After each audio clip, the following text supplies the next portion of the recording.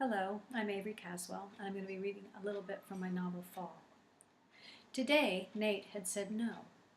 Today, what had begun as just another long stretch of hours in this parched and daredevil fall, when he found himself without his best friend, when he was too young to leave home, but too old to be home, he said no. No, and what are you going to do about it? His palms slipped on the handlebars. Man, it was hot, and he was sweaty. Almost there. He shifted gears and coasted past his house, all clear, no one home. He turned onto Walnut Street, and here the road inclined. Nate leaned into his bike, pedaling harder, picking up speed. At the top of the hill, there was Miss Bliss working in her yard. He used to be scared of her. They all were. Not him. Not anymore. "Hey, Miss Bliss," he waved as he zipped by. By the time she looked up, Nate had careened around the corner onto Catalpa.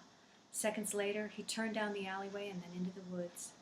A little ways down the trail there was a clearing, a spot he and Jeff had claimed years ago when they'd gone into the woods on a dare.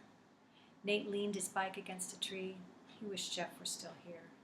He stuffed his dress code required collared shirt into his backpack and wished his mom had bought him one of those wife beaters. But when he'd asked, she'd practically gone ballistic. "I don't ever want to hear that word in this house again." He wanted to point out that technically it was 2 words, but he kept his mouth shut. Wife beaters were just way more cool than these lame standard white tees with pockets. He rolled his t-shirt sleeves over his shoulders and stretched his bare arms over his head, proud both of the rank smell of his sweat and the dark nest of hair in his armpit. He heaved himself onto the deck of the treehouse, unwrapped the plastic tarp, and shook out one of the sleeping bags.